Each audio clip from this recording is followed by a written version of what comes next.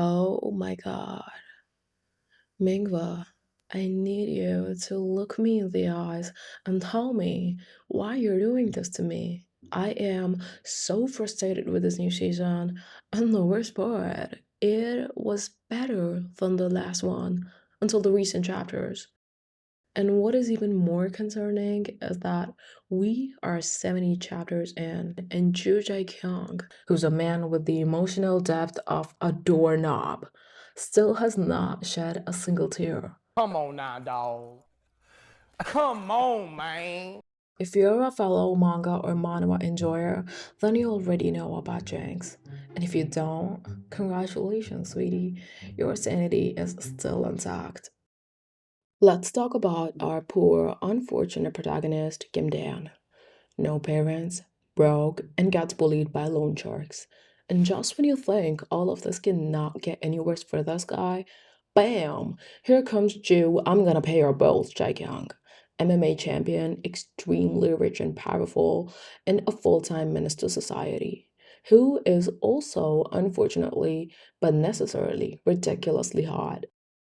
This man is so emotionally constipated that he makes a literal cactus look like an empath. So, what do you think he does to help our struggling physical therapist? Oh, well, he throws him money for special therapy sessions to cure his mysterious jinx, which, surprise if you haven't guessed yet, means he needs to have sex with him before every match. And we all know it is not gonna be just before every match. But at least it's consensual, right? Girl, are you new to manhwas? No, of course it isn't consensual. And that's basically the entire plot of season one. Just a whole lot of non consensual chaos, emotional drama, and enough trigger warnings to fill an entire legal document. And on top of it, our dear Dan is falling for JJK. Great, just amazing. I'm gonna go scream into the void. Bro, JJK is literally a walking black flag, unless you're a codename Anastasia fan. And if you are. Anyway, that's not all. We have season two. Oh, hell no, man. What the fuck? After the whole spray switching and injury situation, Dan's self respect kicks in, and he finally grows a backbone and leaves. Which brings me to the question of the day. Does all of this cause JJK to self reflect at all? Absolutely not, baby girl. Instead, he tracks him down and just moves in nearby. Not to apologize, not to make amends, but just to be a jerk and make Dan's life even more miserable. Because apparently, ignoring your feelings and making the other person suffer is so much easier than just admitting that you care. Ew. Care? Me? This man is not getting a redemption arc. But wait, it keeps getting worse. And I cannot believe this one.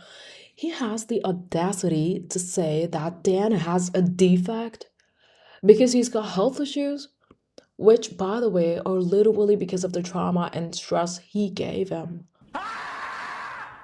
You need to be launched into outer space immediately, sir. And this, this is where it gets unbearable. The recent chapter. Get ready. Dan's health issues flare up again. And after seeing a doctor, it's made clear that he needs to be taken care of. But Dan refuses to be anyone's burden, especially not jaekyung's, which I believe is totally valid. But JJK insists on taking him to his apartment so he can keep a check on him, but Dan refuses because, of course, PTSD. And JJK, being the gentleman he is, says, "Let me take care of you because you are of no use to me in this condition." What? Oh my god. What the fuck? What? And since Dan is repeatedly refusing to go anywhere with him, JJK takes him to a hotel instead. Which is very logical, let me say, because if Dan does not want to go to his apartment with him, then he would definitely be okay with a hotel room, right? And then things escalate. And oh my god, Mingwa, what is wrong with you? Okay, Dan does not hold back. He gets drunk when he's strictly being told not to even touch alcohol. He accuses JJK of only taking care of him so that he can fix him and go back to using him because there's no way he actually cares. And so that JJK does not have a comeback. No denial, no excuses, just silence. And in that moment, Dan realizes where the situation stands. And he starts making even more reckless choices. He insists on sleeping with him because apparently that's the only way to pay JJK back. And it happens. Of course, it happens. They do it, and the whole thing is unbearable to see. It's disgusting. Now, here's the thing, I don't even like this manhwa. In fact, I've started to hate it. I'm just reading it for the art, the character development, and the emotional payoff. I'm only here to see him suffer. I want to see JJK break down and realize what a trash fire of a person he is. I need him to cry and beg on his knees for Dan to forgive him. And I want Dan to look him dead in the eyes and say no. I mean, isn't it gonna be so much fun? And if it doesn't happen, I will cry. I'm actually gonna go and scream into the void. Anyway, if the next chapter is another disaster tomorrow, you'll see me back here again.